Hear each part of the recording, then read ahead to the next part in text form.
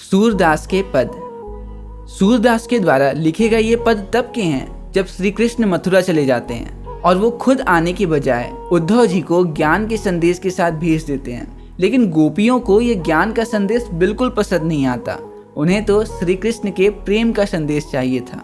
तो गोपियां गुस्से में ताने मारते हुए उद्धव जी को कहती हैं, उद्धव तुम हो अति बड़ भागी, अपरत रहत स्नेह तगाते नाहिन मन अनुरागी। अर्थात गोपियां कहती हैं, उद्धव जी तुम तो बड़े ही भाग्यशाली हो जो श्री कृष्ण के पास रहकर भी उनके प्यार से मोहित ना हुए।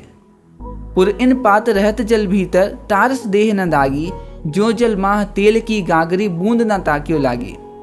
अरे तुम तो कमल के उस फूल की तरह हो जो जल के भीतर रहकर भी भींगता नहीं है, या उस तेल लगाए हुए घड़े की तरह जिसमें पानी भरे होने पर भी पानी कभी घड़े को छू नहीं पाता।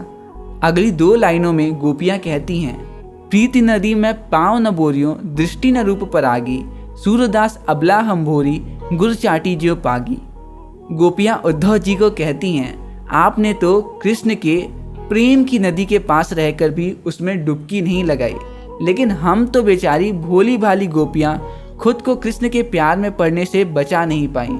जैसे छोटी छोटी चींटियां गुड़ खाते हुए खुद को उसमें फंसने से बचा नहीं पाती और उसी गुड़ के ढेले में अपना प्राण त्याग देती हैं। तो आगे के इन पदों में गोपियां उद्धव जी को अपने दिल का दुख बताती हैं और वो कहती हैं, मन की मन ही मांझ रही, काहिए जाए कौन पे ऊधो, ना ही परत कहीं।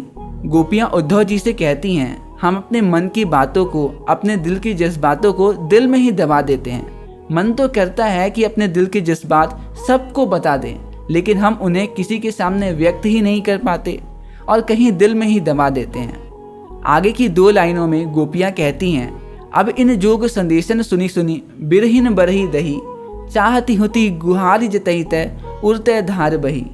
गोपियां कहती हैं, कृष्ण से दूर होके हम अपने दिल को ये बोल के समझा दिया करते थे कि एक दिन वो जरूर आएंगे, पर वो स्वयं आने की जगह तुम्हें ज्ञान के संदेश के साथ भिजवाए हैं।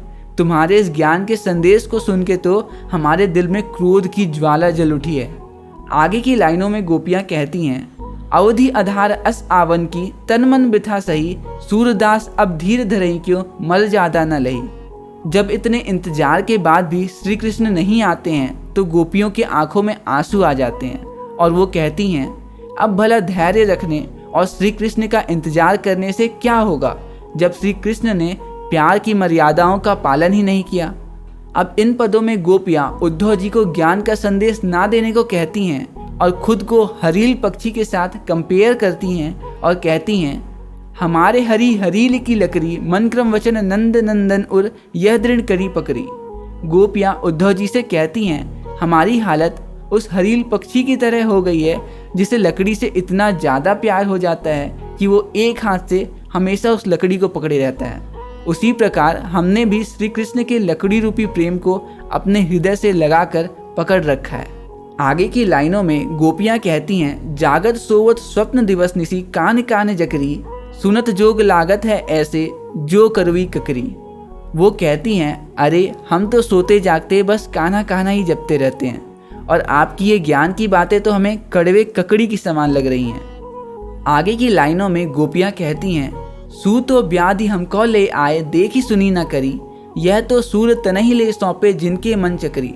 गोपियां उद्धव जी को कहती हैं, आप तो अपना ये ज्ञान उन्हें जाके दो जिनका मन चक्री की तरह इधर उधर घूमता रहता है।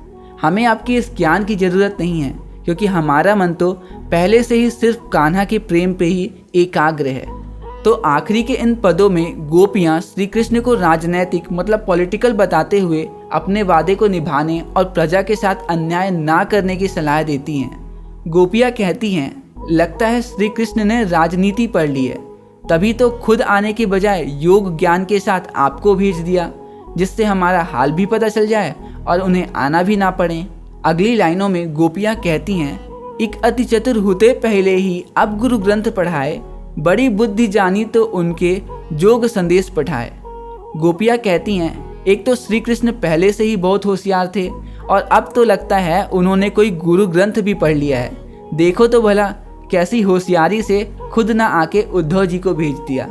आगे की लाइनों में गोपियां कहती हैं, उद्धव भले लोग आगे के परहित दौलत जाए, अब आपन मन फेर पाहिए, चालत जू होत चुराए। गोपियाँ कहती हैं, लगता है अब हमें श्री कृष्ण से प्यार करना छोड़ देना चाहिए, क्योंकि वो तो बदल गए हैं। अब वो हमारे कान्हा कहाँ रहे, वो तो हमसे प्यार ही नहीं करते। आगे की 2 लाइनों में गोपियाँ कहती हैं, ते क्यों अनित करे आपुन, जे और अनित छुड़ाए, राजधर्म तो यह सूर जो प्रजा न जाहि सताए। गोपियाँ कहती हैं, अगर श्री कृष्ण अब भी हमसे प्यार करते तो उद्धव जी को नहीं भेजते, वे खुद आते। अरे हमारे साथ तो अन्याय हुआ है, राजा का तो धर्म होता है कि वो प्रजा का ध्यान रखे, उन्हें सताए नहीं। लेकिन श्री कृष्ण ने तो उद्धव जी को भेज के हमारा दिल ही तोड़ दिया।